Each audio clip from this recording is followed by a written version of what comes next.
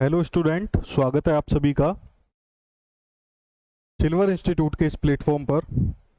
तो आप पिछले कुछ वीडियो से हम बीएमसी के एमसीक्यूज डिस्कस कर रहे हैं और उसी प्रथा को आगे रखते हुए कंटिन्यू करते हुए आज हम डिस्कस करने वाले हैं कंक्रीट के कुछ एमसीक्यूज जो कि एग्जाम पॉइंट ऑफ व्यू के बेस पे इंपॉर्टेंट बनते हैं। चलिए क्वेश्चन नंबर फर्स्ट से स्टार्ट करते हैं हम। क्वेश्चन नंबर फर्स्ट बोल रहा है आपका, if the age of loading increase the creep coefficient for concrete will. तो यहां पे बोला गया अगर लोडिंग की एज इंक्रीज होती है तो क्रीप कोफिशिएंट पे क्या फर्क पड़ेगा, घटेगा बढ़ेगा, कोई इफेक्ट नहीं पड़ेगा वगैरह वगैरह। तो सबसे पहली बात तो यहां पे कि भाई क्रीप क्या है। क्रीप आप लोग सभी जानते होंगे कि क्रीप एक टाइम डिपेंडेंट डिफॉर्मेशन होता है। टाइम डिपेंडेंट डिफॉर्मेशन होता है और इसकी जो रेट है वो समय के साथ साथ डिक्रीज होती जाती है। अब यहां पे एक नई टर्म और दिखी, क्रीप कोफिशिएंट। भाई क्रीप कोफिशिएंट क्या होता है? तो आप सभी लोग इसको भी जानते होंगे, आपने आरसीसी में इसको यूज भी किया होगा। क्रीप कोफिशिएंट जिसे हम थीटा से डिनोट करते हैं, होता क्या है, ये क्रीप स्ट्रेन और इलास्टिक स्ट्रेन का रेशियो होता है। क्रीप और इलास्टिक स्ट्रेन का रेशियो होता है। क्लियर है? तो अब हम जानते हैं कि क्रीप स्ट्रेन की रेट अगर धीरे धीरे घट रही है समय के साथ साथ या एज के साथ साथ, तो क्रीप कोफिशिएंट भी घटता जाएगा। ठीक है, इस तरीके से आप नहीं मानते तो आपने क्रीप कोफिशिएंट की कुछ वैल्यूज यूज की होंगी, आरसीसी में यूज करते हैं। ठीक है, क्लियर, जो हमें कोड ने बता रखी है। तो अगर मैं एक साइड में टाइम लूं और एक साइड में क्रीप कोफिशिएंट की वैल्यू लूं, तो 7 दिन के बाद क्रीप कोफिशिएंट की जो डिजाइन वैल्यू ली जाती है दैट इज 2.2, 28 दिन के बाद जो ली जाती है दैट इज 1.6 और आफ्टर 1 ईयर जो ली जाती है दैट इज 1.1। तो यहां से भी आप देख सकते हो जैसे जैसे लोडिंग एज बढ़ रही है क्रीप कोफिशिएंट डिक्रीज होता जा रहा है। तो यही हमसे पूछा गया है, the creep coefficient for concrete will समय के साथ क्या करेगा, डिक्रीज करेगा। Option number B is correct one. Clear है ये बात?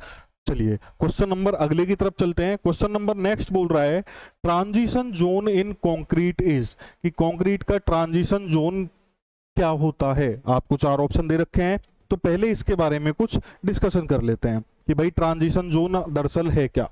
तो मान लीजिए ये आपके पास एक ग्रीन कलर का एग्रीगेट है, ये एक कोई एग्रीगेट है, फाइन एग्रीगेट ले लो, कोर्स एग्रीगेट ले लो, तुम्हारी इच्छा है जो ले लो।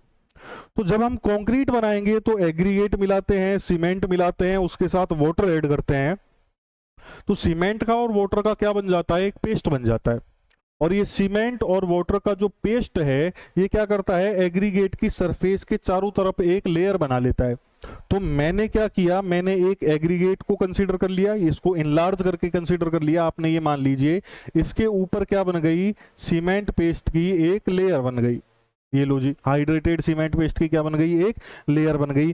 तो इस एग्रीगेट की सरफेस और इस हाइड्रेटेड सीमेंट की लेयर के बीच में जो जोन है, जो स्पेस है, that zone is called what, that zone is called transition zone. तो क्या है भैया, अगर इसकी डेफिनेशन देखी जाए तो एग्रीगेट की सरफेस और सीमेंट वाटर पेस्ट के बीच का जो जोन है दैट इज ट्रांजिशन जोन। अब ये जोन जो होता है ये कंक्रीट की सबसे कमजोर कड़ी मानी जाती है। क्यों? क्योंकि अगर क्रैक स्टार्ट होगा तो यहीं से स्टार्ट होगा, अगर क्रैक स्टार्ट होगा तो इधर से ही स्टार्ट होगा। चलो खैर उसके बारे में अपने से नहीं पूछा गया, हमसे केवल ये पूछा गया है कि होता क्या है। तो जरा ऑप्शनों पे ध्यान दीजिए। ए ऑप्शन क्या बोलता है, अब ऑप्शन ए बोलता है concrete shrink when allowed to dry. चलो इसका तो कोई लेना देना ही नहीं है वो इस बात से। ऑप्शन बी बोल रहा है time where concrete transfer from wet to dry form, ये भी गलत बात हो गई। सी बोलता है zone between aggregate and hydrated cement paste. तो ये ऑप्शन आपका ठीक लग रहा है कि भाई ट्रांजिशन जोन क्या होता है, ये वाला होता है। तो इसका आंसर क्या हो जाएगा, that is option number 3।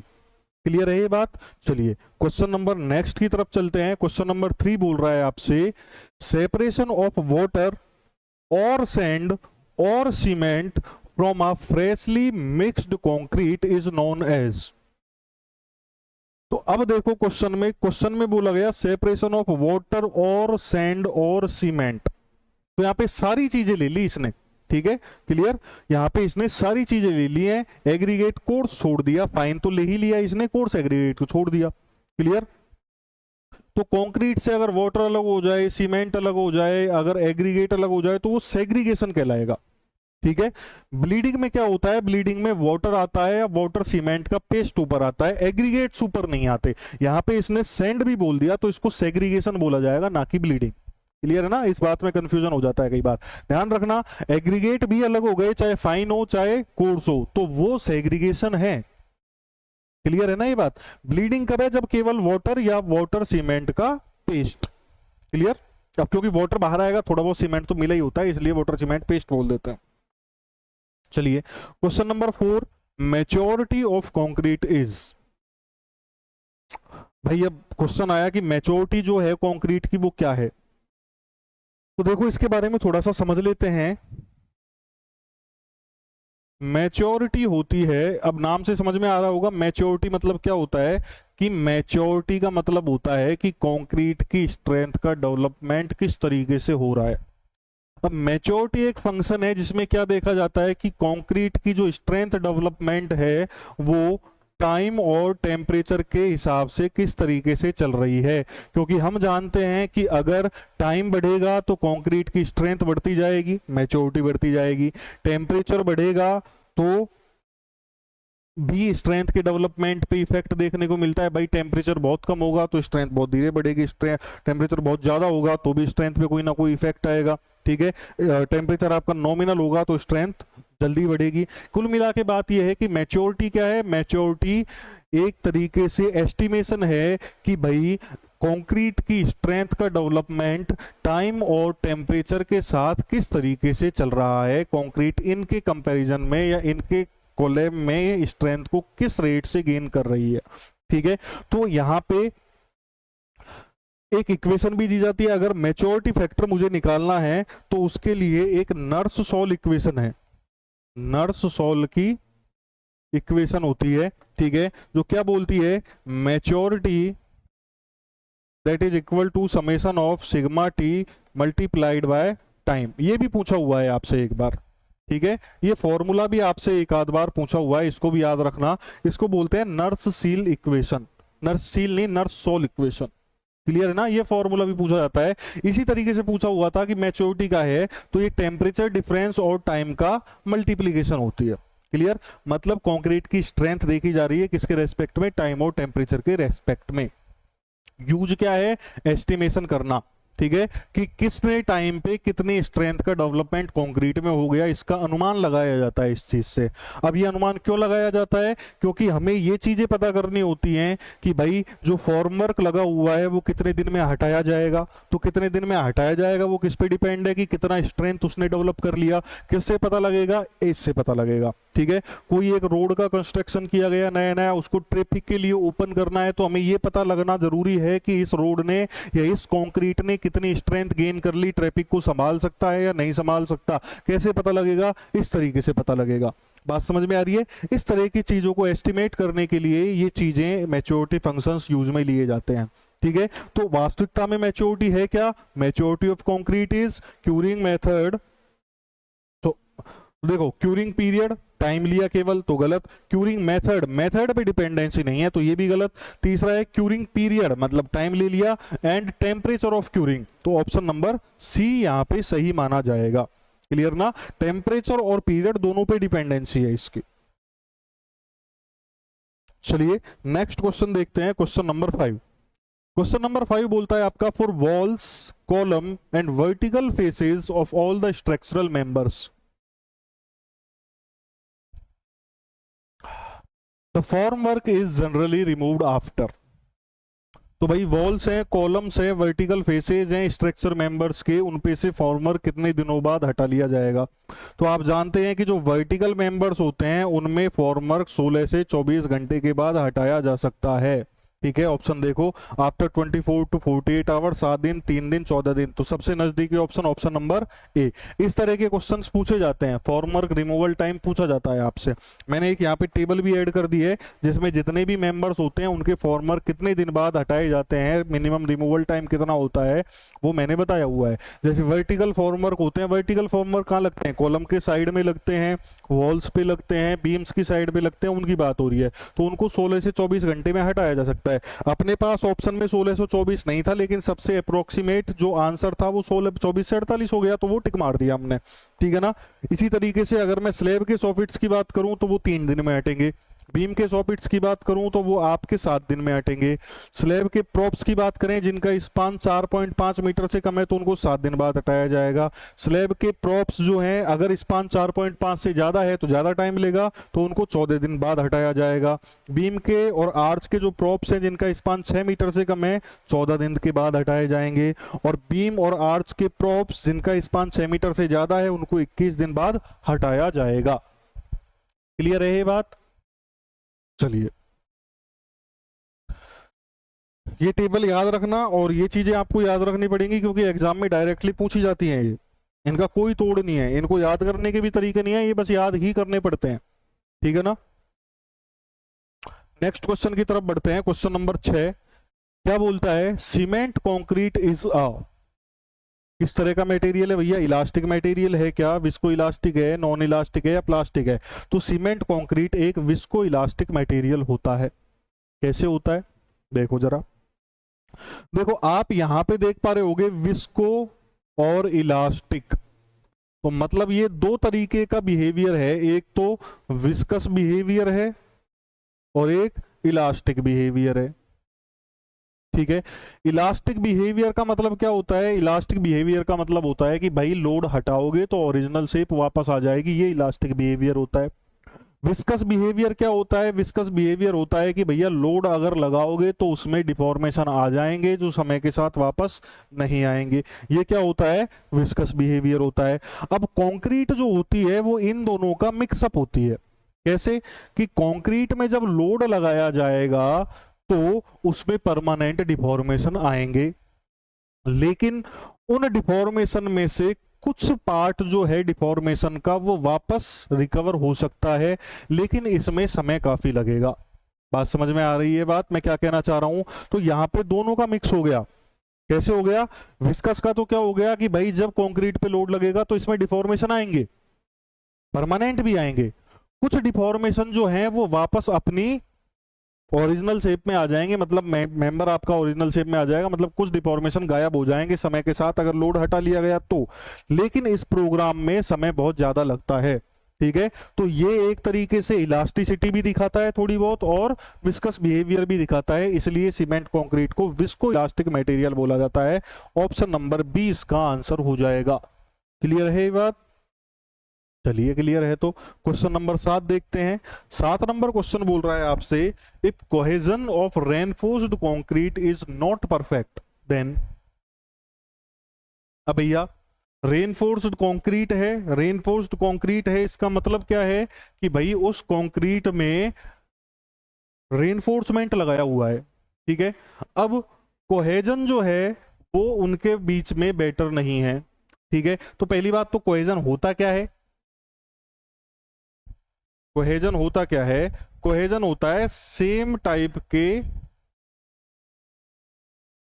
Particles के बीच का अट्रैक्शन, सेम टाइप के पार्टिकल के बीच का अट्रैक्शन, ठीक है। और एडिशन क्या होता है? तो डिफरेंट डिफरेंट टाइप के पार्टिकल्स या मटेरियल के बीच का अट्रैक्शन, ठीक है। अब यहां पे कोहेजन की बात कर रहा है, ठीक है। अब चूंकि वो मान तो रहे हैं कि रेनफोर्स्ड कंक्रीट है, अब इसमें कंक्रीट भी है और रेनफोर्समेंट भी लगा हुआ है, ठीक है। लेकिन यहाँ पे बात किसकी की जा रही है? कोहेजन की जा रही है। अब कोहेजन तो सेम टाइप के पार्टिकल के बीच में होता है, तो कोहेजन कौन सी की बात की जा रही है? कि भाई कंक्रीट के पार्टिकल के बीच का जो अट्रैक्शन है उसकी बात की जा रही है। ये मत सोचना इसका मतलब कि रेनफोर्स्ड है तो रेनफोर्समेंट और कंक्रीट के बीच के बॉन्ड की बात की जा रही है, वो कोहेजन नहीं है। कोहेजन का ही को होगा वो, ठीक है, वो तो एडेशन में काउंट होगा। तो यहाँ पे केवल कंक्रीट की बात की जा रही है कि कंक्रीट के पार्टिकल के बीच में जो अट्रैक्शन है वो कंपैरेटिवली कम है, हल्का है, ठीक है, परफेक्ट नहीं है। तो क्या होगा? कंक्रीट फेल कर जाएगी। किस में करेगी? पहले भैया टेंशन में करेगी, क्योंकि कंक्रीट की टेंसाइल स्ट्रेंथ कंप्रेशन के मुकाबले काफी कम होती है, ठीक है। तो क्या करेगा? कंक्रीट वीक इन कंप्रेशन नहीं, concrete break in tension, B option सही है। स्टील ऑलवेज ओवर रेनफोर्स, ये यहाँ पे सूट ही नहीं करता इस क्वेश्चन के हिसाब से, नन ऑफ दीज का कोई सेंस नहीं बना, तो बी ऑप्शन यहाँ पे करेक्ट हो जाएगा। चलिए क्वेश्चन नंबर अगला देखते हैं, क्वेश्चन नंबर 8। 8 नंबर क्वेश्चन बोलता है आपसे, as per IS 456/2000 actually measured value of modulus of elasticity of concrete may differ from assumed value. तो भाई इसके हिसाब से जो मॉडुलस ऑफ इलास्टिसिटी होता है वो होता क्या है, 5000 under root of F C K. ठीक है, तो ये जो है इसमें कुछ वेरिएशन आते हैं, और कितने आते हैं ये कोड ने डायरेक्टली बोला हुआ है आपको कि ±20% आते हैं। ठीक है, इसमें वेरिएशन हो सकता है, और कितना हो सकता है, कोड डायरेक्टली दिया हुआ है अपने को कितना, कि भैया ±20% हो सकते हैं। क्लियर है, तो इसमें कोई भी इसका कारण नहीं है, ये सीधा आंसर है, इसको याद रखो आप। फॉर्मूला पूछे तो ये होता है, आपसे कई बार क्वेश्चन पूछ भी लेता है कि भैया अगर आपके पास M25 कंक्रीट है तो मॉडुलस ऑफ इलास्टिसिटी बताओ। तो M25 कंक्रीट है तो इसके लिए एफ सी के कितना हो गया, 25 मेगा पास्कल हो गया। इसमें वैल्यू पुट कर दो 5000 अंडर रूट ऑफ 25, तो ये आ जाएगा आपके पास 25,000। इस तरह के न्यूमेरिकल छोटे मोटे यहाँ से बना दिए जाते हैं। क्लियर, अपना इस तरह का क्वेश्चन नहीं था, लेकिन इस तरह के क्वेश्चन पूछे जा सकते हैं, इसलिए बताया। क्लियर है भैया, तो इसमें वेरिएशन कितना हो सकता है, ±20% हो सकता है। चलिए, क्वेश्चन नंबर 9 है आपके पास, what is the unit of concrete mix design. ये क्वेश्चन में एरर है, ये क्वेश्चन दरअसल ऐसे था, what is the unit of standard deviation of mix design for concrete mix design, ये क्वेश्चन था। ठीक है, तो क्वेश्चन तो ये था, इसमें लिखने में थोड़ी बहुत एरर हो गई। तो भैया हमारे पास आपने देखा होगा एक फॉर्मूला होता है, F C K equal to F M plus में 1.65 सिग्मा। ये सिग्मा जो था ये क्या था आपके पास, स्टैंडर्ड डेविएशन था, आपने पढ़ा होगा आरसीसी में, खूब बार पढ़ा होगा। ठीक है, क्या बताता है, स्ट्रेंथ के जो वेरिएशंस हैं उनके बारे में बताता है। आप क्या करते हो जब टेस्ट करते हो कंप्रेसिव स्ट्रेंथ का, तो एक स्पेसिमेन का ना करके कई सारे स्पेसिमेन का करते हो, यही होता है, यही होता है ना। ठीक है, तो अगर आपके पास रिजल्ट जो है वो 95% पास हैं तो इसकी वैल्यू होती है 1.65, आपने देखा होगा, इक्वेशंस लिखी होंगी। ठीक है, तो ये वही स्टैंडर्ड डेविएशन के बारे में बात कर रहा है। स्टैंडर्ड डेविएशन जितना कम होगा उतने ज्यादा टेस्ट रिजल्ट में या स्ट्रेंथ में यूनिफॉर्मिटी होगी। ठीक है, तो इसकी यूनिट क्या होती थी, यूनिट इसकी न्यूटन पर mm स्क्वायर ही होती थी, आपने खूब पढ़ी होगी। तो यहाँ पे एक्चुअली इस क्वेश्चन में ये पूछा जा रहा था, ये लिखने में थोड़ी सी एरर कर दी यहाँ पे, तो इसका आंसर क्या होगा, मेगा पास्कल होगा। ठीक है, ये थोड़ा सा अजीब सा क्वेश्चन बना दिया है। डी तो यूनिटी, सी लिख रखी है, बी यूनिटी किलोग्राम लिख रखी है, चलो जो भी है ठीक है।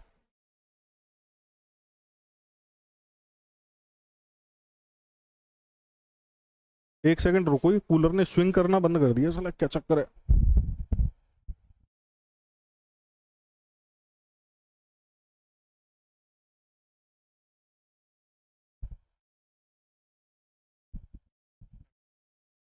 चलिए क्वेश्चन नंबर 10 पे चलते हैं। क्वेश्चन नंबर 10 क्या कह रहा है, what is the durability what is the durability of proportional to, what is the durability of concrete. ये बड़ी एरर मार रखे हैं इन्होंने क्वेश्चंस को टाइप करने में। What is the durability of concrete is proportional to. तो देखो, ड्यूरेबिलिटी का मतलब क्या, कि भाई कंक्रीट की जो स्ट्रक्चर है वो सेफली कितने समय में चल सकती है, कितने समय चल सकती है, क्या उसकी एज है। या मैं कह सकता हूं कि जो आपके पास नेचुरल या बायोलॉजिकल या फिजिकल या केमिकल अटैक है उनको कितना रजिस्ट कर सकती है। ठीक है, कि वो सल्फेट अगेंस्ट के सल्फेट अटैक या केमिकल अटैक या फ्रोस्ट अटैक, इनके अगेंस्ट में कितना रेजिस्टेंस रखती है, दैट इज द ड्यूरेबिलिटी। ठीक है ना, क्लियर। और ये ड्यूरेबिलिटी जो होती है ये कई चीजों पर डिपेंड करती है। अगर मैं ड्यूरेबिलिटी की डिपेंडेंसी देखना चाहूं कि भैया ड्यूरेबिलिटी जो है कंक्रीट की वो किन किन चीजों पे डिपेंड करती है, तो सबसे पहला तो जो मैंने इंग्रेडिएंट्स लिए हैं, fine aggregate, coarse aggregate, cement और वाटर इवन वाटर भी, उनकी क्वालिटीज क्या क्या हैं, ठीक है, उनके टाइप क्या क्या हैं। इसके अलावा मैंने जो मिक्सिंग मेथड यूज किया वो किस तरह का है। इसके अलावा कॉम्पेक्शन कितना हुआ उसका है। कॉम्पेक्शन का क्यों, क्योंकि कॉम्पेक्शन अगर हल्का होगा तो परमिएबिलिटी ज्यादा रहेगी, क्रैक्स ज्यादा रहेंगे और ड्यूरेबिलिटी घट जाएगी। ठीक है ना, क्लियर। आपके पास जो एक्सपोजर है स्ट्रक्चर का वो किस तरह का है, वो सारी चीजों पे ड्यूरेबिलिटी डिपेंड करती है। ठीक है, यहां पे एक चीज और होती है कि अगर मैं ड्यूरेबिलिटी का रिलेशन देखना चाहूं, जैसा यहां क्वेश्चन में पूछा हुआ है, तो ड्यूरेबिलिटी आपकी प्रोपोर्शनल होती है किसके, एग्रीगेट सीमेंट रेशियो के। एग्रीगेट सीमेंट रेशियो के प्रोपोर्शनल होती है ड्यूरेबिलिटी। ठीक है, जितना अच्छा होगा उतनी ही ज्यादा ड्यूरेबिलिटी होगी, तो डी ऑप्शन यहाँ पे करेक्ट होगा आपका। सैंड कंटेंट गलत बात है, एग्रीगेट रेशियो ये भी गलत बात है, किसके रेस्पेक्ट में ये भी नहीं बताया हुआ, वाटर सीमेंट रेशियो ये भी गलत बात है, क्योंकि वाटर सीमेंट रेशियो जैसे जैसे बढ़ता है ड्यूरेबिलिटी कम होती जाती है, क्योंकि जितना ज्यादा वाटर सीमेंट रेशियो होगा उतना ज्यादा वाटर होगा, उतने ज्यादा उसमें क्रैक्स पड़ने की संभावना होंगी, उतनी ज्यादा परमिएबिलिटी होगी, और ये आपकी ड्यूरेबिलिटी को घटाएगा, ठीक है। जबकि एग्रीगेट सीमेंट रेशियो बढ़ेगा तो आपकी जो ड्यूरेबिलिटी है वो बढ़ेगी। क्लियर है, चलते हैं आगे। Question number 11, which of the following factor does not affect the stability of concrete. तो अब यहां पे बोला हुआ है कि ये 4 फैक्टर आपके पास दे रखे हैं, इनमें से कौन सा एक फैक्टर जो है वो कंक्रीट की स्टेबिलिटी को प्रभावित नहीं करता। तो एक एक करके देखते हैं। सबसे पहला, कंक्रीट एक्सपोजर इन सनलाइट। अब यहां पे सनलाइट का ही इफेक्ट नहीं है, यहां पे बोल दिया कंक्रीट एक्सपोज है। अब वो ओपन वेदर में एक्सपोज है। अब आपने अगर स्टील पढ़ा हो, आपने अगर आरसीसी पढ़ी हो, तो आपने कुछ कोडल गाइडलाइंस देखी होंगी, और वो कोडल गाइडलाइन इस चीज पे भी डिपेंड करती है कि स्ट्रक्चर आपकी ओपन टू एटमॉस्फेयर है या ओपन टू एटमॉस्फेयर नहीं है। आपने देखा होगा ये कंडीशन कब, जब एक्सपोज टू वेदर, ये कंडीशन कब, जब एक्सपोज टू वेदर नहीं है। क्या फर्क पड़ता है कि भैया ओपन टू एटमॉस्फेयर होगी, वेदर में एक्सपोज होगी, सनलाइट में एक्सपोज होगी, तो उसमें क्या होगा कि जो फिजिकल एजेंसीज हैं उनका इफेक्ट ज्यादा आएगा, टेम्परेचर का इफेक्ट ज्यादा आएगा, विंड का इफेक्ट ज्यादा आएगा, फ्रॉस्ट का अटैक ज्यादा आएगा, स्नोफॉल है तो उसका अटैक ज्यादा आएगा, सब कुछ ज्यादा आएगा, ठीक है। टेम्परेचर वेरिएशन ज्यादा होंगे, टेम्परेचर स्ट्रेस ज्यादा डेवलप होंगी, कब होंगी, जब वो एक्सपोज होगी। अगर वो एक्सपोज नहीं होगी तो एक्सपोज के मुकाबले कम इफेक्ट देखने को मिलेंगे। तो भाई जायज बात है, अगर वो एक्सपोज है या एक्सपोज नहीं है, इससे तो स्टेबिलिटी डिपेंड करेगी, ठीक है। तो इस पे तो डिपेंड करती है, आपसे पूछा है नहीं करती, तो इस पे तो करती है। दूसरा, कवर ऑफ रेबर, कि भाई कवर कितना है कितना नहीं है, इस बात पे भी कंक्रीट की स्टेबिलिटी है, मैं कह सकता हूँ स्ट्रेंथ, स्टेबिलिटी या ड्यूरेबिलिटी डिपेंड करेगी, बिल्कुल करेगी भैया। शेप ऑफ यूनिट, इस पे डिपेंड क्यों करेगी भाई, जिस तरह की शेप है उस शेप को उसी तरीके से डिजाइन करके बनाया गया है, तो उसमें शेप का तो कोई फर्क नहीं आना चाहिए। अगर मैंने प्रॉपर क्वालिटी कंट्रोल से एक आरसीसी का कॉलम बनाया और एक आरसीसी की बीम बनाई, बीम मान लीजिए मेरी कैसी है, रेक्टेंगुलर है, और कॉलम मेरा मान लीजिए सर्कुलर है, तो अब इनकी स्टेबिलिटी पे ये थोड़ी फर्क पड़ेगा, कॉलम सर्कुलर है तो कम चलेगा, बीम रेक्टेंगुलर है तो ज्यादा चलेगी, इसका कोई मतलब नहीं है, ठीक है। तो शेप जो है यूनिट की उसका कोई ज्यादा खास इफेक्ट नहीं आता है, ठीक है, क्लियर। तो यहां पे आपकी शेप का कोई फर्क नहीं पड़ेगा। वर्क एफिशिएंसी ऑफ कंस्ट्रक्शन, तो वर्क की जो एफिशिएंसी है, वर्क की जो क्वालिटी कंट्रोल है, उसका इफेक्ट देखने को मिलेगा, तो बेशक मिलेगा। तो यहाँ पे सही ऑप्शन इसका क्या होगा, शेप होगा। क्लियर है, यहाँ पे कंक्रीट की स्टेबिलिटी की बात कर रहा है, ठीक है, उसमें जो स्ट्रेस डेवलप्ड हो रही है उसकी बात नहीं कर रहा, उन पे मान सकते हैं आपकी शेप का फर्क पड़ेगा, कंक्रीट पे नहीं पड़े, ठीक है। क्वेश्चन नंबर अगला देखते हैं, question number 12, the most use construction material on the planet is. अब ये तो लट्टू का क्वेश्चन दे दिया है, तो कौन सा है, कंक्रीट ही है भैया, है ना, आसान क्वेश्चन, हलवा। नेक्स्ट क्वेश्चन की तरफ बढ़ते हैं। क्वेश्चन नंबर 14, ग्रीन कंक्रीट में बी मेड बाय एडिंग। अब ये कलर के बारे में बात कर रहा है, ग्रीन कंक्रीट। तो हमने शायद जो सीमेंट वाली क्लास थी उसमें भी ये डिस्कस किया था कि सीमेंट भी कलरफुल बनाई जा सकती हैं। कैसे बनाई जाती हैं कि उनमें कुछ एजेंट मिला दिए जाते हैं, कलरिंग एजेंट मिला दिए जाते हैं। अब वो कलरिंग एजेंट कौन सा है उसके बेस पे उसका कलर आता है। जैसे अगर मैं क्रोमियम के ऑक्साइड मिलाता हूं तो ग्रीन कलर आता है, अगर मैं कोबाल्ट के मिलाता हूं तो ब्लू कलर आता है, अगर मैं मैग्नीज के मिलाता हूं तो आपके पास कैसा आता है, ब्लैक या ब्राउन आता है, अगर मैं आयरन के मिलाता हूं तो ब्लैक आता है या ब्राउन आता है आपके पास, और इसी तरीके से मैं टाइटेनियम के मिलाता हूं तो मेरे पास व्हाइट आता है। इस तरीके से क्या थे, ये कलरिंग एजेंट थे, ठीक है ना, ये क्या थे आपके पास, कलरिंग एजेंट थे, पिगमेंट जिनको बोलते हैं। क्लियर। यहाँ पे बोला है ग्रीन कंक्रीट कैसे बनेगा, तो ग्रीन किससे बनता है, अगर ग्रीन सीमेंट होगी तो ग्रीन कंक्रीट होगा, किससे बनता है, क्रोमियम से, तो क्रोमियम के ऑक्साइड। ए ऑप्शन इसका करेक्ट हो जाएगा। बी ऑप्शन आयरन, आयरन के नहीं, बेरियम परमैंगनेट नहीं, आयरन के ऑक्साइड से ब्राउन आता है, तो सारे ऑप्शन यहाँ पे गलत है। चलिए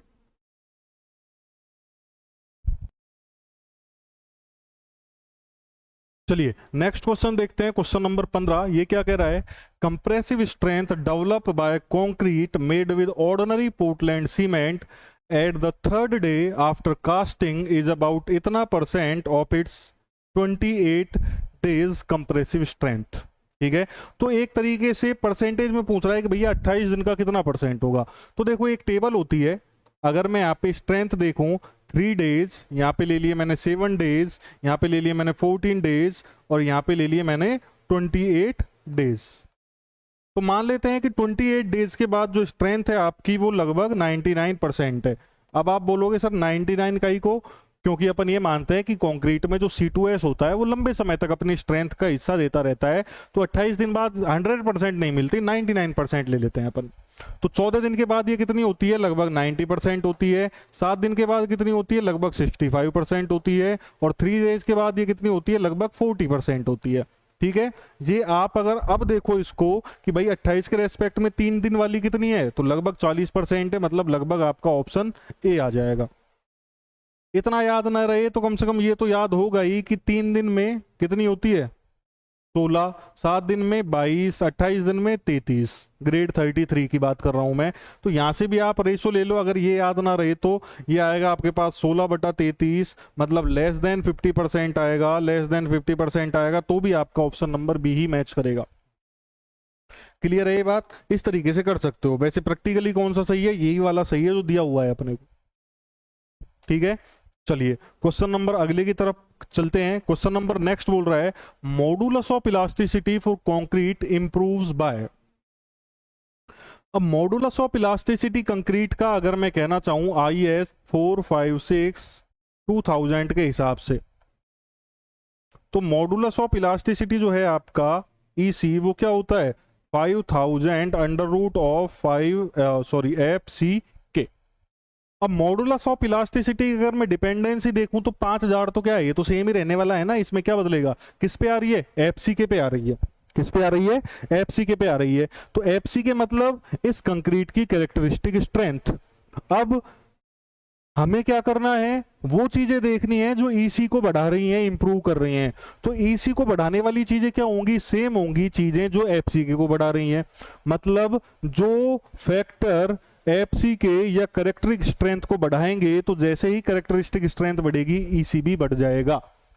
अब ये जो 4 ऑप्शन दिए हुए हैं इनमें से देख लो कौन से फैक्टर की वजह से कंप्रेसिव स्ट्रेंथ बढ़ती है। तो पहला ऑप्शन जरा देखना, ऑप्शन नंबर ए बोल रहा है आपको शॉर्टर क्यूरिंग पीरियड। ये तो मामला खराब कर दिया, क्योंकि अगर क्यूरिंग पीरियड को ही कम कर दोगे आप तो स्ट्रेंथ घट जाएगी, और जब स्ट्रेंथ घटेगी तो FCK घटेगा, FCK घटेगा तो मॉडुलस ऑफ इलास्टिसिटी घटेगा। तो ये ऑप्शन यहाँ पे गलत हो गया।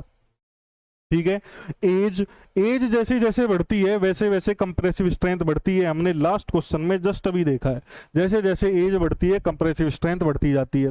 ठीक है, तो जैसे जैसे एज बढ़ेगी कंप्रेसिव स्ट्रेंथ FCK बढ़ेगी, कैरेक्टरिस्टिक स्ट्रेंथ बढ़ेगी और EC की वैल्यू बढ़ती जाएगी, मतलब ये इंप्रूव करेगा। सही है option B. Option number C भी देख लीजिए, हायर WC रेशियो।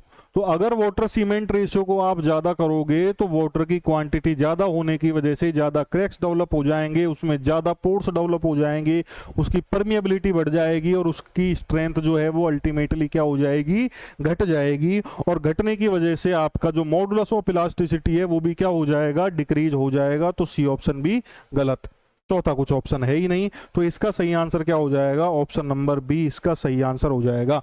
अभी ये जस्ट राजस्थान JEE का एग्जाम हुआ था, वहां भी ये क्वेश्चन पूछा गया था। क्लियर है ना, ये क्वेश्चन कई बार पूछा हुआ है, अच्छा क्वेश्चन बनता है। क्लियर है, चलें आगे। और मेरा गलत हुआ था ये ये क्वेश्चन मैंने गलत किया था, इसलिए मुझे याद है। चलिए नेक्स्ट क्वेश्चन की तरफ बढ़ते हैं। क्वेश्चन नंबर नेक्स्ट बोल रहा है, question number 17, in case of hand mixing of, इतनी एरर यार टाइपिंग में, in case of hand mixing of concrete the extra cement to be added is. तो भाई देखो मिक्सिंग करने के 2 तरीके होते हैं, या तो आप हैंड मिक्सिंग कर लो या आप क्या कर लो, मशीन मिक्सिंग कर लो।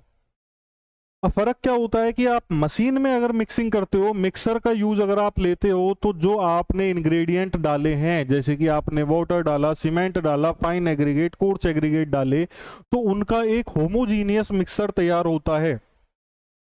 ठीक है, लेकिन अगर आप हैंड मिक्सिंग करते हो तो हैंड मिक्सिंग के केस में आप कुछ समझते हो कि उतना होमोजीनियसली अपन मिक्स नहीं कर सकते जितना मशीन में तैयार हो गया, तो बहुत ज्यादा होमोजीनियटी नहीं आती। इस वजह से क्या बोलते हैं कि भैया अगर आप हैंड मिक्स कर रहे हो कंक्रीट को, तो आप ऐसा करो कि आप थोड़ी सी सीमेंट को बढ़ा दो। उससे क्या होगा कि जो होमोजीनियस मिक्सर अपन नहीं बना पा रहे मशीन के मुकाबले, वो थोड़ा कहीं ना कहीं कवर अप हो जाएगा। इस वजह से जो हैंड मिक्सिंग होती है उसमें 10% ज्यादा सीमेंट लेते हैं। क्लियर है ना? ओके, तो आंसर इसका हो जाएगा 10%। मिक्सिंग टाइम आपका मशीन से 2 मिनट से ज्यादा नहीं होना चाहिए। ये क्वेश्चन भी पूछा हुआ है, अगर आप मशीन मिक्सिंग कर रहे हो तो आपका 2 मिनट से ज्यादा मिक्सिंग टाइम नहीं होना चाहिए। अगर उससे ज्यादा होगा तो सेग्रीगेशन होने के चांसेस बन जाते हैं। ठीक है, मिक्सिंग कंक्रीट के सेग्रीगेट होने के चांसेस बन जाते हैं। अगर आप मिक्सिंग बहुत ज्यादा लंबे समय तक करोगे तो कंक्रीट में सेग्रीगेशन आ जाएगा, दिक्कत हो सकती है। ठीक है, स्ट्रेंथ उससे अफेक्ट होगी। क्लियर? चलिए क्वेश्चन नंबर नेक्स्ट की तरफ मूव करते हैं। नेक्स्ट क्वेश्चन आपका बोल रहा है,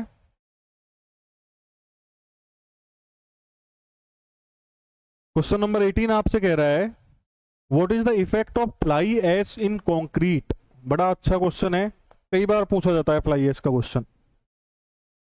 तो देखिए, फ्लाई एश आप यूज कर रहे हो कंक्रीट में, ठीक है भैया। तो पहली बात तो फ्लाई एश एक बाय प्रोडक्ट हो गया। क्लियर? सीमेंट में इसको मिक्स कर देते हैं, कंक्रीट में इसको मिक्स कर देते हैं, तो पहली और सबसे बात जो आपके दिमाग में आती है कि ये कॉस्ट को रिड्यूस कर देता है। ठीक है, कॉस्ट को रिड्यूस करने के अलावा इसका सबसे बढ़िया जो फायदा होता है वो ये होता है कि इससे हीट ऑफ हाइड्रेशन कम हो जाती है। ठीक है, हीट ऑफ हाइड्रेशन कम हो जाएगी तो क्रैक्स वगैरह नहीं आएंगे, क्योंकि इनिशियल फेज में जब सीमेंट आपकी ज्यादा हीट ऑफ हाइड्रेशन दिखाती है, उसमें हीट ऑफ हाइड्रेशन ज्यादा होती है, तो क्रैक्स इनिशियल एज में ज्यादा डेवलप हो जाते हैं। लेकिन अगर सीमेंट की heat of hydration initial phase में कम है तो उससे क्या होगा कि भैया क्रैक्स का डेवलपमेंट कंपैरेटिवली कम होता है, जो कि अच्छी बात है। तो इसमें क्या होता है, इनिशियल हीट ऑफ हाइड्रेशन कम होती है तो क्रैक्स का डेवलपमेंट कम होता है, क्रैक्स का डेवलपमेंट कम होता है तो सीमेंट की कंक्रीट की ड्यूरेबिलिटी बढ़ती है, इसके साथ उसकी स्ट्रेंथ भी कहीं ना कहीं बढ़ती है। ठीक है, अब आप बोलोगे कि भाई इनिशियल हीट ऑफ हाइड्रेशन कम है, कम स्ट्रेंथ देगा, लेकिन इनिशियल एज में कम स्ट्रेंथ देगा, अल्टीमेट एज में तो उतना ही दे देगा। ठीक है ना? क्लियर? तो इसके फायदे क्या हो गए भैया, इसने क्रैक्स कम कर दिए, ड्यूरेबिलिटी बढ़ा दी, स्ट्रेंथ बढ़ा दी। इसके अलावा जो केमिकल अटैक्स थे आपके, उनके अगेंस्ट जो रेजिस्टेंस है वो बढ़ा देता है, फ्रॉस्ट अगेंस्ट रेजिस्टेंस जो होता है वो बढ़ा देता है। सबसे अच्छी बात कि सल्फेट एक्शन जो होता है उसके अगेंस्ट जो रेजिस्टेंस होता है उसको भी ये क्या कर देता है, बढ़ा देता है, क्योंकि सीमेंट का पार्ट कम हो गया ना। जो सल्फेट अटैक होता था वो होता किसकी वजह से था, C3A की वजह से। जब सीमेंट ही कम हो गई तो सल्फेट अटैक के अगेंस्ट भी रेजिस्टेंस कम हो जाएगा। ठीक है, ये सारे क्या है, इसके प्लस पॉइंट है। एक नेगेटिव पॉइंट भी है इसका, वो क्या है कि ये इनिशियल सेटिंग टाइम को बढ़ा देता है।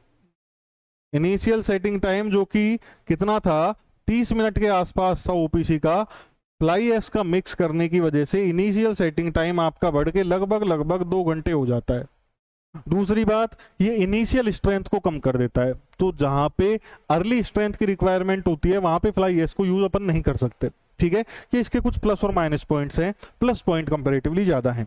ठीक है, हमसे पूछा गया है कि क्या क्या इफेक्ट आएगा, तो इन ऑप्शंस को देखते हैं हम और पता लगाते हैं। पहला है reduce the heat of hydration, सही बात है। दूसरा ऑप्शन है increase the heat of hydration, गलत बात। तीसरा increase the amount of air entrainment, क्यों घटा देगा भैया। ठीक है, चौथा reduce the secondary hydration process, कोई सेंस नहीं है। तो सबसे पहला ऑप्शन इसका जो है reduce the heat of hydration, ये इसका सही ऑप्शन हो जाएगा। क्लियर है बात? चलते हैं क्वेश्चन नंबर अगले की तरफ। क्वेश्चन नंबर 19 कह रहा है आपका, an aggregate is said to be flaky if its least dimension is not less than. चलिए, अब यहां पे हमारे पास जो क्वेश्चन है उसको एक बार देखेंगे। मैं आपको बता देता हूं कि एग्रीगेट में 2 तरीके के केस लिए जाते हैं, एक लिए जाते हैं फ्लैकी एग्रीगेट और एक लिए जाते हैं इलोंगेटेड एग्रीगेट। ठीक है, एक स्पेसिफिक खांचे होते हैं जिनमें से एग्रीगेट्स को निकाला जाता है, पता लगाया जाता है। कैसे होते हैं मैं बताता हूं आपको। ठीक है, पहली बात तो कि जब फ्लैकी और इलोंगेटेड एग्रीगेट का टेस्ट किया जाता है तो जो साइज होनी चाहिए आपके एग्रीगेट की वो मोर देन 6.3 mm तो होनी चाहिए, तभी किया जाएगा, उनसे छोटे वाले एग्रीगेट्स पे नहीं किया जाता। ठीक है, देखिए अब यहां पे अगर जो इसकी लीस्ट डायरेक्शन है या इसकी जो लीस्ट डायमेंशन है वो अगर 60% ऑफ मीन डायमेंशन से कम है, ये आपको 60% लिखा मिल जाएगा, कई जगह आपको 3/5 लिखा मिल जाएगा, एक ही बात है। अगर 60% या 3/5 ऑफ मीन डायमेंशन से कम है तो इन तरह के एग्रीगेट को बोला जाता है फ्लैकी एग्रीगेट। ठीक है, दूसरा, अगर इसकी जो डायमेंशन है वो 1.8 टाइम ऑफ मीन डायमेंशन से ज्यादा है, ठीक है, तो इस तरह के एग्रीगेट्स को बोला जाता है इलोंगेटेड एग्रीगेट्स। और दोनों ही तरह के जो एग्रीगेट्स हैं इनकी वजह से स्ट्रेंथ पे नेगेटिव इफेक्ट आते हैं, तो दोनों ही तरह के एग्रीगेट यूज सामान्यतया नहीं लिए जाते। अगर फ्लैकी हैं तो भी हटा दिया जाएगा उनको, इलोंगेटेड है तो भी उनको जनरली यूज नहीं किया जाएगा। क्लियर है ना? अगर 60% ऑफ मीन डायमेंशन से कम तो फ्लैकी, अगर 1.8 ऑफ मीन डायमेंशन से ज्यादा तो इलोंगेटेड। क्लियर? क्वेश्चन में क्या पूछा गया था? फ्लैकी कब होगा? जब 60% ऑफ मीन डायमेंशन से कम होगा। 60% बोले तो 3/5, तो 1/5, 2/5, 3/5, ऑप्शन नंबर सी आपका आंसर हो जाएगा। ये क्वेश्चन नंबर आपका 19 यहाँ पे खत्म होता है। नेक्स्ट क्वेश्चन की तरफ चलते हैं। क्वेश्चन बोल रहा है आपसे, the height of sample of sand is to be tested is 20 centimetre. चलो, and the height of saturated sand is 16 centimetre. Find the bulking of sand. अब यहां पे आपसे बल्किंग पूछी गई और बोला क्या गया कि जो आपके पास सैंड का सैंपल है उसकी हाइट कितनी है, मैं H1 बोल देता हूं, यह है आपके पास 20 सेंटीमीटर। ठीक है, और इसके फुली सैचुरेटेड केस में, saturated case, height in saturated case ये कितनी है आपकी 16 सेंटीमीटर है। अब हमें बतानी है कि इस सैंड में बल्किंग जो है वो कितनी परसेंटेज है, परसेंटेज में चेक किया जाता है। ठीक है, तो बल्किंग कितनी परसेंटेज है, बल्किंग इन परसेंटेज अगर आपको निकालनी है तो इसका एक फॉर्मूला है। फॉर्मूला क्या है? वॉल्यूम ऑफ सॉइल सैंपल, एक बार लिख लेते हैं फिर चर्चा कर लेंगे, minus volume of fully saturated या dry soil divided by volume of fully saturated या ड्राई सॉइल। ठीक है, अब यहां पे आप चाहो तो वॉल्यूम ले लो। अब वॉल्यूम अगर ले रहे हो तो भैया एरिया उनका बेसिक बराबर ही होता है, तो वॉल्यूम की जगह मैं यहाँ पे हाइट भी लिख सकता हूं। वॉल्यूम की जगह यहाँ पे हाइट लिया जा सकता है क्योंकि एरिया मैंने कंटिन्यूअसली बराबर मान लिया दोनों का। ठीक है, अब हाइट ऑफ सॉइल सैंपल अपने पास कितना है? 20 है, तो ये हो गया आपके पास 20 centimetre, minus height of fully saturated या ड्राई सैंड। अब यहाँ पे फुली सैचुरेटेड दिया हुआ है तो ये ले लो, ड्राई दिया होता तो ये भी ले लेते। ये कितना है आपके पास? 16 centimetre, divide by height of fully saturated या ड्राई सॉइल सैंपल, ये भी कितना है आपके पास? सॉइल है, क्वेश्चन में दिया गया है। मल्टीप्लाई किससे कर दोगे भैया? 100 से कर दोगे क्योंकि परसेंटेज में चाहिए, तो ये आएगा आपके पास 4/16 इंटू 100%, तो ये आ जाएगा आपके पास 25%। ये इसका आंसर हो गया ऑप्शन नंबर बी। तो इस तरीके से बल्किंग निकाली जा सकती है। ठीक है, ये बल्किंग का एक छोटा सा न्यूमेरिकल है जो बन जाता है, कभी कभी पूछा गया है ऐसे न्यूमेरिकल, 2-4 बार एग्जाम में पूछे गए हैं। बाकी तो सामान्य चीजें पूछी जाती हैं कि बल्किंग कितने परसेंटेज पे मैक्सिमम होती है, तो 5 से 6% के आसपास जो वाटर कंटेंट होता है वहां पे मैक्सिमम बल्किंग देखने को मिलती है। ठीक है, इस तरह के क्वेश्चन पूछे जाते हैं। एक ये क्वेश्चन पूछा जा सकता है आपसे, तो इस तरीके से इसको निकाला जा सकता है। ठीक है, नेक्स्ट क्वेश्चन की तरफ चलते हैं, क्वेश्चन नंबर 21। चलिए, क्वेश्चन नंबर 21 आपसे क्या कह रहा है जरा देखें तो। देखिए जरा, match the item list first, terms associated with the placing of concrete with those under list, definition of the phenomena, use code in the list for matching the list one। चलो कोई बात नहीं, यहाँ पे आपके पास 4 क्या दे रखी हैं? टर्म्स दे रखी हैं, और ये क्या है? वो फिनोमिना है या डेफिनेशन है। अब चारों जो आपके पास टर्म्स हैं इनका मतलब समझते हैं। पहला टर्म आप यहाँ पे देख पा रहे होगे, पहली टर्म आपको दी हुई है मोबिलिटी। मोबिलिटी किसकी? प्लेसिंग ऑफ कंक्रीट के टाइम की बात कर रहे हैं ना, तो ग्रीन कंक्रीट की बात की जा रही है। ठीक है, तो देखो हम जब कंक्रीटिंग करते हैं किसी भी केस में तो होता क्या है, एक फ्रेमवर्क होता है, फॉर्मवर्क जिसको बोलते हैं अपन, भाई लकड़ी का होगा, लोहे का होगा, जिसका भी होगा, लेकिन होगा एक फॉर्मवर्क होता है। उसमें क्या लगे होते हैं? रेनफोर्समेंट लगे हुए होते हैं। बात समझ रहे हो ना? क्लियर? तो कंक्रीट को जब प्लेस किया जाता है तो कंक्रीट को उस फॉर्मवर्क में डाला जाता है जिसमें रेनफोर्समेंट लगा हुआ है, और ये देखा जाता है कि भैया ये जो कंक्रीट है ये कितनी आसानी से उस पर्टिकुलर फॉर्मवर्क में फिल हो पा रही है। बात समझ रहे हो ना? मतलब कहीं ना कहीं जितनी ज्यादा कंक्रीट आपकी मूवेबल होगी, मोबाइल होगी, फ्लूडेबल होगी, उतना ही ज्यादा उस पर्टिकुलर रेनफोर्समेंट वाले फॉर्मवर्क को फिल कर पाएगी। ठीक है, अगर आपकी कंक्रीट स्टिफ होगी तो आप आसानी से उस कंक्रीट को उस फॉर्मवर्क में फिल नहीं कर पाओगे। ठीक है, तो मोबिलिटी क्या है? एक तरीके से कंक्रीट की मोबिलिटी को, फ्लूइडिटी को मेजर करती है कि वो कितनी आसानी से उस पर्टिकुलर फॉर्मवर्क में फिल हो सकती है, कितनी आसानी से एक पर्टिकुलर शेप में मोल्ड की जा सकती है, वो क्या है? उसकी मोबिलिटी है। ठीक है, क्लियर? अब यहाँ पे देखना जरा ऑप्शन कौन सा, relative mobility, separation of the constituent, ability to be moulded, ये ऑप्शन ज्यादा सूट कर रहा है। तो मोबिलिटी क्या है? एक तरीके से एबिलिटी टू बी मोल्डेड, वो कितनी आसानी से मोबाइल मोल्डेड या मोल्ड की जा सकती है। खुद सोचो, एक थोड़ी वर्केबल कंक्रीट है, गीली कंक्रीट है, फ्लूडेबल है, तो आसानी से मोल्ड कर दी जाएगी किसी भी शेप में। एक स्टिफ कंक्रीट है, उसको आसानी से भरा नहीं जाएगा, भर दिया जाएगा तो उसमें बार बार उसको किसी ना इंस्ट्रूमेंट की हेल्प से उसको ठोकना पीटना पड़ेगा। बात समझ में आ गई? तो वो कितनी आसानी से भर सकती है, कितनी आसानी से नहीं भर सकती, उसको मेजर कौन करता है? मोबिलिटी करती है। ठीक है, दूसरा है आपके पास ब्लीडिंग।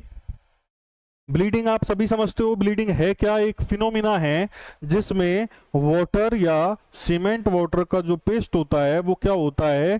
कंक्रीट की फ्रेशली प्लेस जो कंक्रीट है उसकी सरफेस पे आ जाता है। इसको क्या बोलते हैं? ब्लीडिंग बोलते हैं। तो अब यहाँ पे देखो, water appearance on surface of concrete, चौथा ऑप्शन ब्लीडिंग से मैच कर रहा है। तो पी का तो क्या हो गया था? पी का तो हो गया था 3 और क्यू का हो गया 4। चलिए, सेग्रीगेशन। सेग्रीगेशन क्या होता है? एक्सेसिव डिफॉर्म कॉम्पैक्शन या एक्सेसिव मिक्सिंग की वजह से जो आपके पास एग्रीगेट्स हैं, फाइन ले लो, कोर्स ले लो या वाटर ले लो, वो क्या हो जाते हैं? सेपरेट आउट हो जाते हैं। ठीक है, वो क्या कहलाता है? सेग्रीगेशन कहलाता है। कई बार देखोगे कई कॉलम्स वगैरह का जब फॉर्मर कटता है तो उसमें दिखता है कि भाई सीमेंट का पेस्ट तो एक साइड पड़ा हुआ है, कोर्स एग्रीगेट सारे एक साइड में पोरस स्ट्रक्चर बनाए हुए हैं, वो सेग्रीगेशन है। ठीक है, क्यों होता है? कई बार क्या कर देते हैं मिस्त्री वगैरह जो होते हैं उनको अंदाजा नहीं होता, वो ओवर कॉम्पैक्शन कर देते हैं, वाइब्रेट कर देते हैं उसको, उससे ये चीज देखने को मिलती है। तो सेग्रीगेशन क्या है? सेपरेशन है कॉन्स्टिट्यूएंट्स का from a homogeneous mixture of concrete. तो आर का हो गया 2, तो आर का यहाँ पे हो गया आपके पास 2।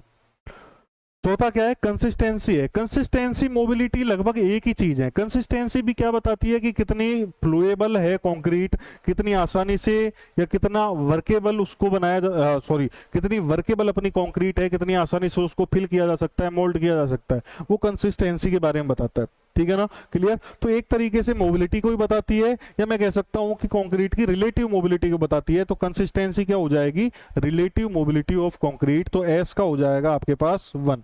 अब जरा कोड देख लो, 3 4 2 1 1 2 3 3 4 2 1, ऑप्शन नंबर बी इसका करेक्ट। ऑप्शन नंबर बी जो है इसका करेक्ट आंसर है। Option number B is correct answer. Clear है ये बात? ये इस तरह के क्वेश्चन भी आजकल पूछे जाते हैं, हालांकि ये ईएससी वगैरह में ज्यादा पूछते हैं, लेकिन आजकल एई जेई में भी दे देते हैं इनको। ठीक है, तो इस तरह के क्वेश्चंस के लिए भी आप लोग प्रिपेयर तो रहे एटलीस्ट। चलिए, क्वेश्चन नंबर 22 क्या कह रहा है आपसे जरा देखें तो, the presence of which of the following substance in water और aggregate beyond permissible limit can cause corrosion of steel in RCC member. तो यहां पे दिया हुआ है क्लोराइड, सल्फेट, नाइट्रेट और फॉस्फेट। अब ये सबको पता है कि जो कोरोजन होता है वो क्लोराइड की वजह से होता है, तो क्लोराइड यहाँ पे इसका आंसर हो जाएगा। देखो, वाटर जो हमने यूज किया उसकी प्रॉपर्टीज क्या है, उसमें कितने साल्ट या मेटल या मिनरल्स मिले हुए हैं, वो भी कंक्रीट की स्ट्रेंथ पे इफेक्ट डालते हैं, वो भी कंक्रीट की स्ट्रेंथ पे इफेक्ट डालते हैं।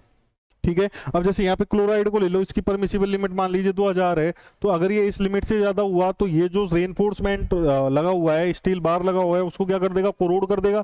कोरोड कर देगा तो आरसीसी की स्ट्रेंथ घट गई, ठीक है ना। तो यहाँ पे भैया कोरोजन किसकी वजह से होता है, क्लोराइड की वजह से होता है, एसिडिक माहौल बना देता है, ठीक है। तो वाटर में जो इंप्योरिटीज होती हैं उनकी क्या क्या परमिसिबल लिमिट है, यहाँ पे मैंने एक टेबल बना के आपको बताई हुई है। सबसे पहले अगर मैं ऑर्गेनिक सॉलिड्स की बात करूं तो इसकी लिमिट होती है 200 ppm या मिलीग्राम पर लीटर। अब ऑर्गेनिक सॉलिड में सब आ गए आपके, sugar, starch, oil, vegetable matter वगैरह वगैरह, सब जो वाटर में मिक्स है उसकी बात की जा रही है, ठीक है। दूसरा इनऑर्गेनिक सॉलिड जो है उनकी लिमिट होती है आपके पास 3000 ppm या 3000 मिलीग्राम पर लीटर। इसमें सारे इनऑर्गेनिक डिजोल्व सॉल्ट आ गए, ठीक है। सल्फेट की बात की जाए SO4 फॉर्म में तो ये 400 ppm से ज्यादा नहीं होना चाहिए, क्लियर। अगर होगा तो मैंने आपको सीमेंट में भी बताया था कि सल्फेट ज्यादा होगा तो उससे क्या होता है, एक्सपेंशन और क्रैकिंग होने के चांसेस बन जाते हैं, क्योंकि ये क्या करता है, सल्फेट ज्यादा होता है तो ओवर एक्सपेंशन करता है, ठीक है ना, क्लियर। क्लोराइड की जो लिमिट है वो 2000 ppm है, किसके लिए, प्लेन कंक्रीट के लिए, और 500 ppm है किसके लिए, आरसीसी के लिए।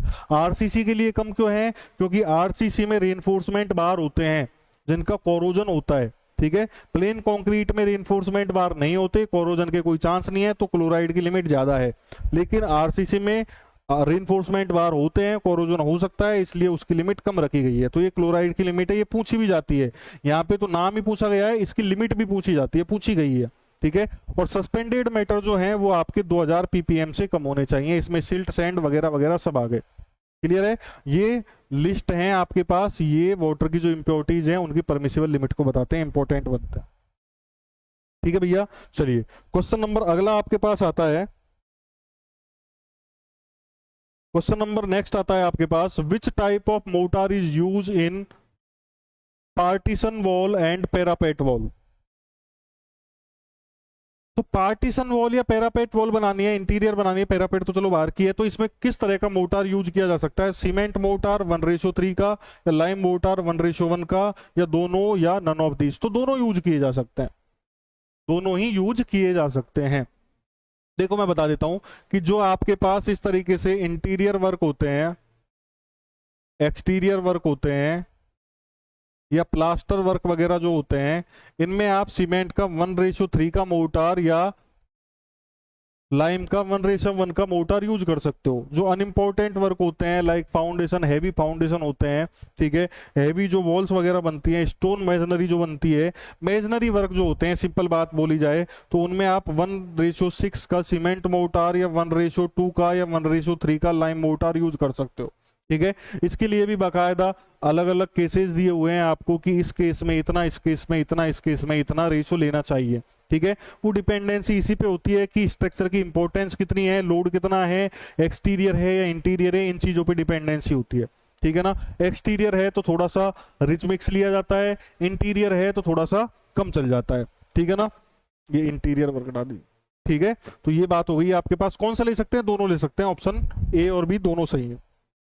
चलिए क्वेश्चन नंबर नेक्स्ट देखते हैं, क्वेश्चन नंबर 24 क्या बोल रहा है आपसे, if the sum of the percentage amount of coarse retain is 694.5, तो टोटल जो अमाउंट है, भाई देखो सीव एनालिसिस किया, अलग अलग साइज की सीव लगाई, अलग अलग साइज की सीव लगाई, तो उन पे रिटेन किए, और उन रिटेन का टोटल यहाँ पे क्या लिया गया है, अमाउंट लिया गया है, जो कितना है 694.5 है, ठीक है। Then calculate the fineness modulus of coarse aggregate.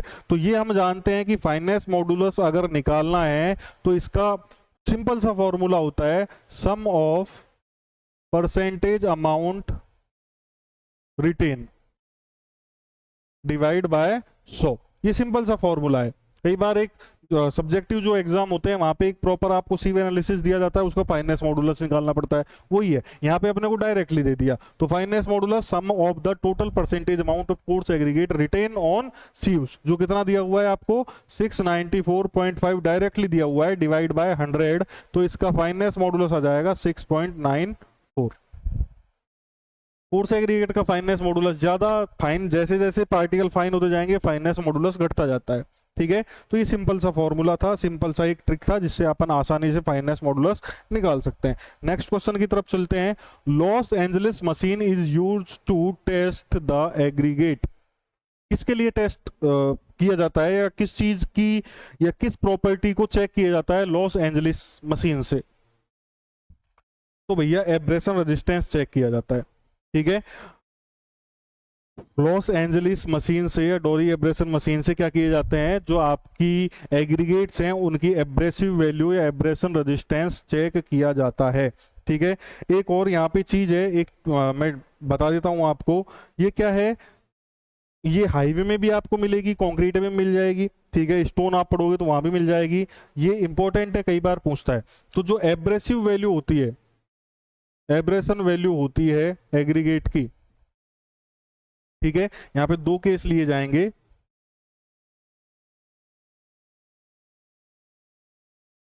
एक ले लेता हूं मैं बेस कोर्स के लिए, एक ले लेता हूं मैं सरफेस कोर्स के लिए या वियरिंग कोर्स के लिए। ठीक है, तो एब्रेशन वैल्यू जो होती है वो सरफेस कोर्स के लिए आपकी 50% से ज्यादा नहीं होनी चाहिए और बेस कोर्स के लिए 30% से ज्यादा नहीं होनी चाहिए। ठीक है, इसी तरीके से दो और वैल्यूज होती हैं, आपने सुनी होंगी। एक होती है आपके पास क्रशिंग वैल्यूज, यूटीएम से निकाली जाती है, और एक होती है आपके पास इंपैक्ट वैल्यू। इनकी वैल्यूज याद रखना, वियर कोर्स और बेस कोर्स के लिए काफी इंपॉर्टेंट बनती हैं, पूछी बहुत बार गई हैं, इसलिए यहाँ पे बता देता हूं मैं आपको। क्रशिंग वैल्यू जो है वो आपकी बेस कोर्स के लिए 45% से ज्यादा नहीं होनी चाहिए और सरफेस के लिए 30% से ज्यादा नहीं होनी चाहिए। ठीक है, इसी तरीके से इंपैक्ट में अगर देखा जाए तो ये 45% और ये आपका 30%। ठीक है, तो ये आपके पास कुछ वैल्यूज हो गई, इंपैक्ट वैल्यू, एब्रेशन वैल्यू और क्रशिंग वैल्यू या crushing strength value, base course और सरफेस कोर्स या वियरिंग कोर्स या टॉप कोर्स या कुछ भी बोल दो आप। ठीक है, उनके लिए ये कईयों बार पूछे हुए क्वेश्चन है। अभी यहाँ पे क्वेश्चन आया था, मेरे दिमाग में आ गया तो मैंने आपको थोड़ा सा बता दिया। क्लियर है ये बात? चलिए, याद रखना इनको, आप क्वेश्चन करोगे तो आपको दिख भी जाएगा। नेक्स्ट क्वेश्चन की तरफ चलते हैं। अच्छा, ये लो क्वेश्चन आ ही गया, ये तो बहुत अच्छी बात हो गई, ये तो क्वेश्चन आ ही गया। What is the limiting value of aggregate abrasion for concrete in wearing course? Wearing course या सरफेस कोर्स एक ही बात है। कितना बताया था मैंने? बेस के लिए 50% और सरफेस के लिए 30%। तो ये आपके पास क्या है, 30% इसका आंसर आ जाएगा। ठीक है भैया, क्लियर? नेक्स्ट क्वेश्चन की तरफ चलते हैं। Question number 27, the connection form when two external brick wall meet. अच्छा, ब्रिक का क्वेश्चन आ गया, कोई प्रॉब्लम नहीं है। तो देखिए, ये एक ब्रिक वॉल है आपके पास और ये दूसरी ब्रिक वॉल है, तो इनका जो कॉर्नर बनता है या कनेक्शन बनता है, इसको क्या बोला जाता है? इसको बोला जाता है जंक्शन। इसको क्या बोलते हैं? जंक्शन बोलते हैं। Sorry, external brick wall meet. अच्छा सॉरी, देखो यहां पे केवल दो वॉल जो है वो मीट हुई है, मिली हैं, एक पॉइंट पे आके मिल गई है, तो इसको क्वेनोन बोला जाता है। ये तीन तरह का हो सकता है, इसमें तीन केस बन सकते हैं। एक होता है आपके पास दो वॉल जो है वो 90 डिग्री पे आके मिल गई, तो इसको बोलते हैं 90 डिग्री क्वेन। एक होता है कि ये 90 डिग्री से ज्यादा डिग्री पे मिले, theta is more than 90 degree, तो ये होता है आपके पास ऑब्ट्यूज एंगल क्वेन्स। और ये हो सकता है आपके पास कि 90 डिग्री से कम एंगल पे मिले, इसको बोलते हैं अपन एक्यूट डिग्री क्वेन्स। ठीक है, ये तीन तरह के बनते हैं। जंक्शन क्या होता है? जंक्शन तब बनता है जब दो वॉल एक दूसरे को क्रॉस करती हैं। जैसे एक ये वॉल है और इसने दूसरी वॉल को इस तरीके से क्रॉस किया। ठीक है, तो ये जो बनते हैं ये जंक्शन कहलाते हैं। ये वाला जो केस है ये क्या है? आपके पास एक टी जंक्शन का केस है। ठीक है, ये क्या है? आपके पास एक टी जंक्शन का केस है। इस तरीके से आपके पास इस तरीके से भी कोई केस बन सकता है। ठीक है, या आप देख सकते हो तो आपकी जो दो दीवारें हैं इस तरीके से क्रॉस कर गई, तो इसको बोला जाता है क्रॉस जंक्शन। बात समझ में आ रही है? इसके अलावा दो दीवार जो है वो किसी और एंगल पे भी क्रॉस कर सकती हैं। ठीक है, उनको क्यूट एंगल्स या एंगल जंक्शन बोला जाता है। ठीक है भैया। तो जंक्शन तो जब होगा जब दो दीवारें क्रॉस करेंगी, और क्योंस जब होगा जब दो दीवारें एक पॉइंट पे मिलेंगी। ठीक है, ये 3 केस इधर बन सकते हैं, वो 3 केस उधर बन सकते हैं। क्लियर है ये बात? चलिए, तो ये खत्म होता है यहीं पे, तो ये क्लास आपकी यहीं समाप्त होती है। Thank you.